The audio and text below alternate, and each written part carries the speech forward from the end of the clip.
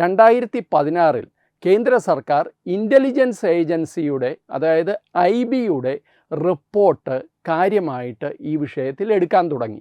അതുവരെയും FCRA നിയമവുമായി ബന്ധപ്പെട്ട അല്ലെങ്കിൽ ഫോറിൻ കോൺട്രിബ്യൂഷൻ വന്നു കഴിഞ്ഞാൽ അത് ഒറ്റ പ്രാവശ്യം വന്നാൽ പോലും അതിന് IBയുടെ വെരിഫിക്കേഷൻ, IBയുടെ അന്വേഷണമൊക്കെ വളരെ ആവശ്യമുള്ളത് എന്ന നിലയിൽ നിയമത്തിൽ എഴുതി വച്ചിട്ടുള്ള കാര്യമാണ്. പക്ഷേ ഇതൊന്നും കാര്യമായിട്ടൊന്നും ആരും പാലിച്ചിരുന്നില്ല.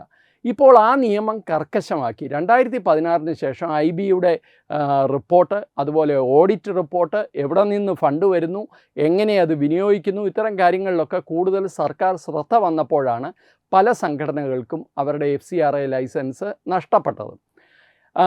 നമ്മളുടെ ഈ പറയുന്ന മിഷണറീസ് ഓഫ് ചാരിറ്റിക്കും ഒരു ചെറിയ കാലയളവിൽ 2021-22 കാലയളവിൽ ഈ FCRAയുടെ ലൈസൻസ് റദ്ദാക്കുകയല്ല, സസ്പെൻഡ് ചെയ്തിരുന്നു. അതിനുശേഷം അത് തിരിച്ച് കൊടുക്കുകയും ചെയ്തു. വലിയ ബഹളമൊക്കെ ഇവിടെ ഉണ്ടായിരുന്നു. മമതാ ബാനർജി തന്നെ അതിനെതിരെ ശക്തമായിട്ട് രംഗത്ത് വന്നവർ ബംഗാളിലെ മുഖ്യമന്ത്രിയാണ്. അപ്പോൾ അവരൊക്കെ രംഗത്ത് വന്നു, വലിയ ബഹളമായി, അതൊരു പൊളിറ്റിക്കൽ വിഷയമായിട്ട് മാറി.